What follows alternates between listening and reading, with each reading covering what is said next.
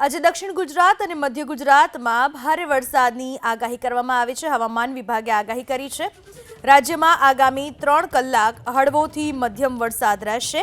મહેસાણા બનાસકાંઠામાં વરસી શકે છે હળવો વરસાદ। મહીસાગર ખેડા અને આણંદમાં હળવા વરસાદની શક્યતા તો અરવલ્લી અને સાબરકાંઠામાં વરસી શકે છે હળવો વરસાદ।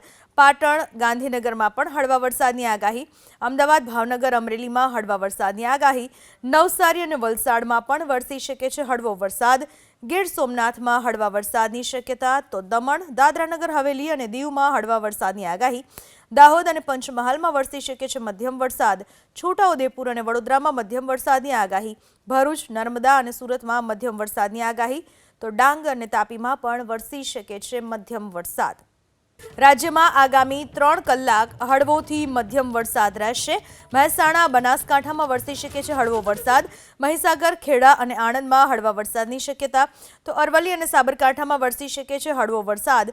પાટણ ગાંધીનગરમાં પણ હળવા વરસાદની આગાહી। અમદાવાદ ભાવનગર અમરેલીમાં હળવા વરસાદની આગાહી।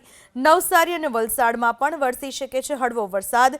ગીર સોમનાથમાં હળવા વરસાદની શક્યતા તો દમણ દાદરાનગર હવેલી અને દીવમાં હળવા વરસાદની આગાહી। દાહોદ અને પંચમહાલમાં વરસી શકે છે મધ્યમ વરસાદ।